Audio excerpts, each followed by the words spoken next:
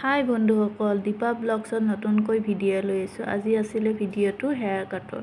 Hair কাটটো আছিলে step কাটটো আপোনালোকে চাবচোন কেনেকুৱা হৈছে আৰু কাটাৰ প্ৰচেছটো অলপ দেখাই দিছোঁ। চালেহে আপোনালোকে পিছলৈ চালেহে গম পাব কাটিংটো কেনেকুৱা হৈছে।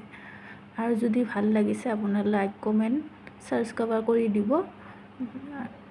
চাই থাকক আগলৈ কেনেকুৱা হয় আপোনালোকে কমেণ্ট কৰি জনাব।